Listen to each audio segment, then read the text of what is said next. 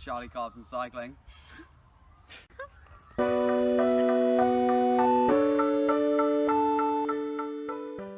4 days of Dunkerque, an absolute classic race that actually somehow has 6 days. But anyway, you can see here, it's a sprint finish. This race is generally won by sprinters.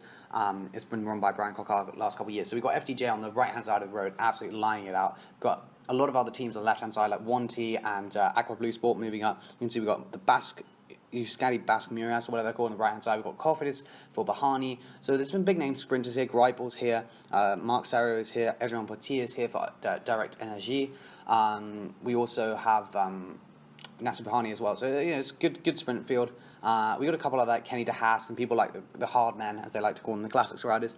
So it's a really interesting race. Quite enjoy it. Generally dominated by French teams over the years. You can see Lotto Soudal moving up. They've got Greipel, so he's a big name sprinter.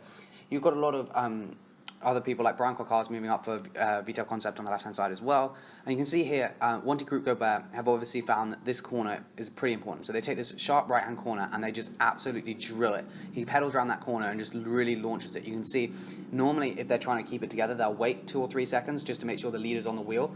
So they have to put in a big surge. But that guy accelerated straight out the corner and really just strung it out. You can see now that really everyone has to be in good position because they've just been completely strung out. But the problem is they've only got 3 riders, including the sprinter, at 2.5k to go. So that's just way too far out. Sorry about the camera outage here. There's a little bit more. So anyway, you can see there's 2 riders ahead of the 1-2 sprinter, and then there's the Basque Country riders who've got 2. So basically 1 lead-out rider, which is good. Then you can see Greipel's there, you can see Marc Sarro, and we've got the Lotto Soudal team is also lining up just behind. We then have Nasser Bahani's team. We will also have Rudy Barbier's team, AG2R, and you can also see Adrien Petit has his team massing at the back. So again, you can see this guy's basically, they must have told him just go from that corner to this corner because he pretty much peels off straight away. And then there's this weird game that they play where no one really wants to take it up. Like, he's pedaling hard but not really hard enough. You can see everyone's starting to move up. I think everyone's a bit confused because it just got strung out. You can see on the right hand side we've got Vital Concept moving up. We've got Lotto figuring out if they're all together. Lotto are now like, yeah, we're all together, right lads, let's go. So on the left hand side of the road you'll see, or right hand side of this, on this picture now, you'll see that Lotto start to move up and really start dominating. You can see we've got Delco Marseille moving up, but they don't really have their big sprinters here.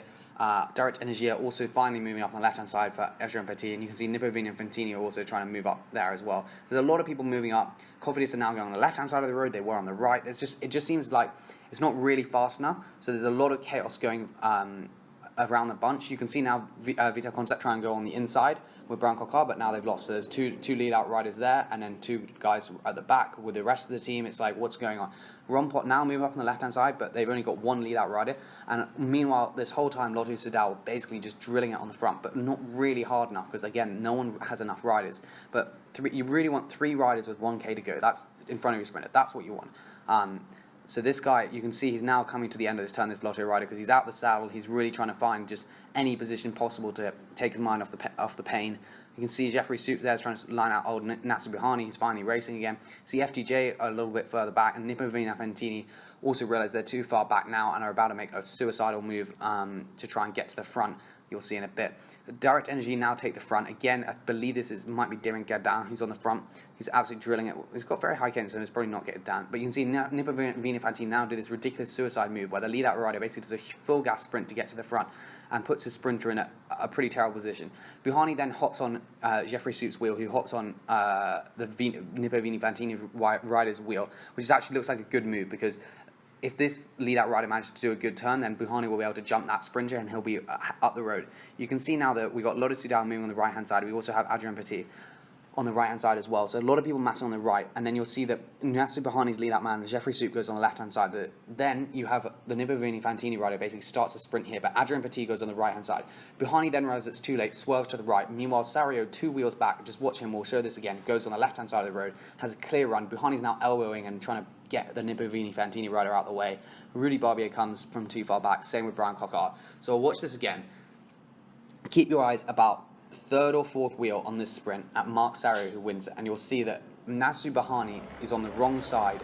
He literally is on the right side, goes to the wrong side to follow some Nipovini Fantini rider, realizes it's the wrong side, and then has to go all the way back on the other side, and that literally cuts off the whole of the right because of the Nipovini Fantini rider. So watch, the Nipovini Fantini rider is here. Jeffrey Soup goes on the left-hand side of the road. Buhani follows him. Adrien Petit then goes on the right, and basically manages to get a decent draft and goes ahead of the Nippo-Vini Fantini rider. So then Jeffrey Soup goes on the right-hand side, and watch Mark Sario now. He just hops in between the gap on the left-hand side of the road, and he's just completely clear. No one's in his way. Buhani might have won the sprint, but the Nippo-Vini Fantini rider was in the way. Brian Cockar was too far back and just couldn't get that.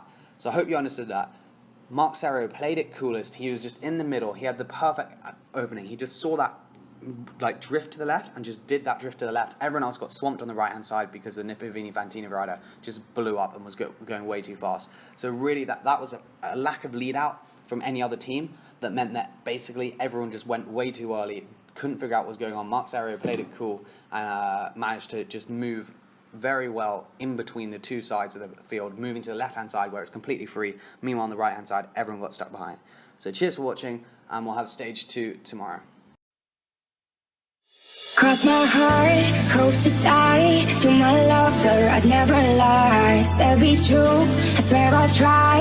In the end, it's him and I. He's out his head, I'm on my mind. We got that love, the crazy kind. I am his, and he is mine. In the end, it's him and I. I'm 65 speeding up the PCH, a hell of a ride. They don't wanna see us make it, they just wanna divide. 2017, Bonnie and Clyde. Wouldn't see the point of living on if one of us died. Yeah, got that kind of style everybody try to rip off. YSL dress under when she take the mink off. Silk on her body, pull it down and watch it slip off. Ever catch me cheating, she would try to come up. Crazy, but I love her, I could never run from her. Hit it, no rubber, never would, no one touch her. Swear we drive each other mad, she be so stubborn. But what the fuck is love with no pain, no